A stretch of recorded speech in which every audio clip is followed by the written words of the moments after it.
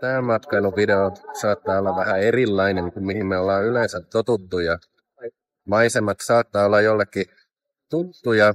Ollaan tällaisessa maailman kuulussa paikassa ja olen täällä nyt sitten yhden hotellin kattoaltaalla. Tämä idea nyt tuli siitä, kun välillä tuolta alhaalta kuuluu sellaisia hälytysajoneuvojen ääniä ja sitähän kun ei koskaan tiedä, että mihin nämä liittyy. Mehän voidaan täällä kattoaltaalla viettää rauhassa oikein hyvää aikaa ja alhaalla kuuluu hälytysajoneuvojen äänet ja jotkuhan voi sitten parhaassa tapauksessa vähän säikähtää, että ei kai vaan nyt sitten täällä ylhäällä, kun ei mitään kunnolla kuule, niin liittyyköhän se kuitenkin jotenkin tähän hotelliin, se minkä takia nämä hälytysajoneuvot tulee tätä paikkaa kohti.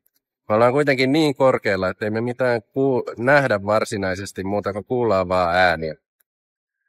Jos nyt kuviteltaisiin, että se palo liittyisi tähän hotelliin, niin täällähän olisi ihan rauhallista alkuun ja kaikilla olisi hauskaa. Voisi olla jotain juhlia tai voitaisiin ottaa aurinkoa tai olla vaan altaalla ja viettää mukavaa aikaa.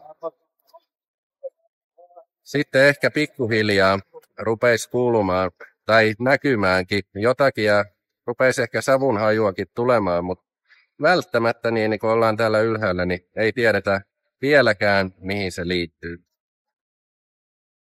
Vähitellen sitten tänne ylös tulee varmasti ihmisiä, jotka huutaa, että talo on tulessa ja osa heitä sitten kuunteleekin varmaan, mutta sehän voi olla niinkin, että täällä on niin kivaa täällä ylhäällä, että vaan haluaisi jatkaa juhlia ja haluaa ottaa jonkun juotavan ja haluaa polskia täällä ja antaa, että mitä ihmettä noin nyt tulee pilaamaan meidän juhlat.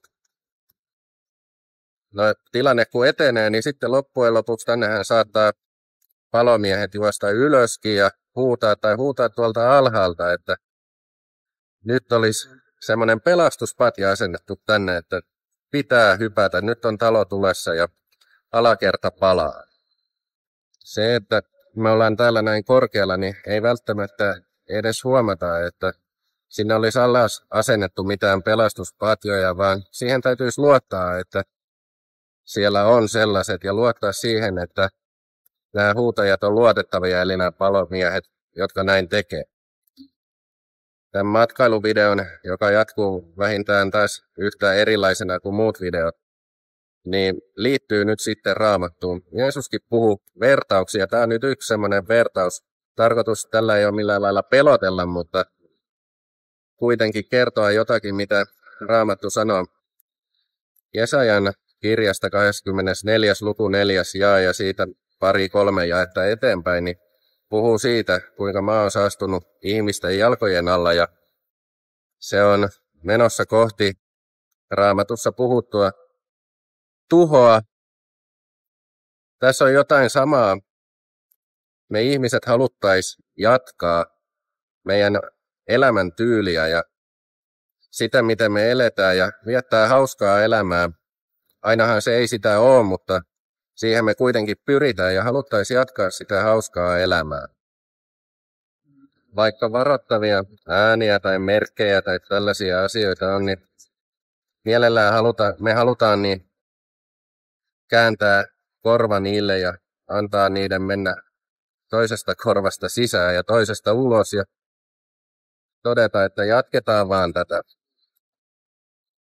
Kuitenkin niin vaikka tällaisia uskovaisia ihmisiä, jotka on, niin saattaa olla, jotka tulee kertomaan tästä, niin mielellään sanotaan, että nämä on näitä valeuutisia ja todetaan, että ei ole ihan täysissä järjissä olevia ihmisiä ja jätetään kuuntelematta kaikki varoitukset. Kuitenkin Raamatussa on selkeästi varoituksia ja mun mielestä ihan selkeitä ennustuksia, että tämä kaikki hauskuus on tässä loppumassa ja juhlat ei jatku ikuisesti. Mutta on kuitenkin mahdollisuus, että nämä juhlat jatkuisi ikuisesti. Ja sen takia tämä vertaus on tässä. se, että jos joku varoittelee, että loppu on tulossa, se ei ole se varoitus sen takia, että loppu tulee, että se loppu olisi kaiken päämäärä, vaan se, että olisi elämä iankaikkinen. Ja sen takia mun mielestä se olisi kaikista parasta, että se, että jos tonne alas nyt laitetaan pelastuspatja, niin jokainen voi nyt sitten arvutella, mikä tämä pelastuspatja Raamatussa on. Ja sehän pelastuspatja on Jeesus, ja puhun siitä toisella videolla, jonka teen täältä Rio de Janeirosta.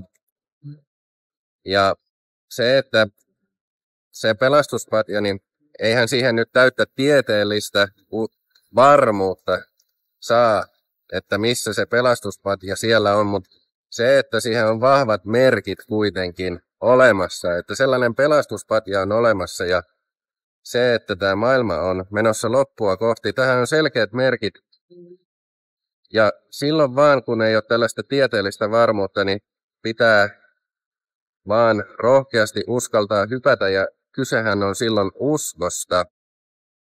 Uskosta siihen, että nämä merkkien antaja on luotettava ja hyvä ja meitä kohtaan. Ja sen takia meidän pitää vaan uskaltaa hypätä tälle pelastuspatjalle, joka on Jeesus. Ja tällaiset vähän ehkä erikoiset mietteet varmaan jonkun mielestä tällä matkalla nyt on, mutta nämä vaan nyt halusin tälle videolle kertoa. Kaikkea hyvää sulle ja mukavaa matkailua ihan kaikille meille jokaiselle. Kivoja paikkoja täällä, vaikka olisikin tämä maailma tuhoutumassa, niin onhan täällä kiva käydä katselemassa kauniita paikkoja. Moikka!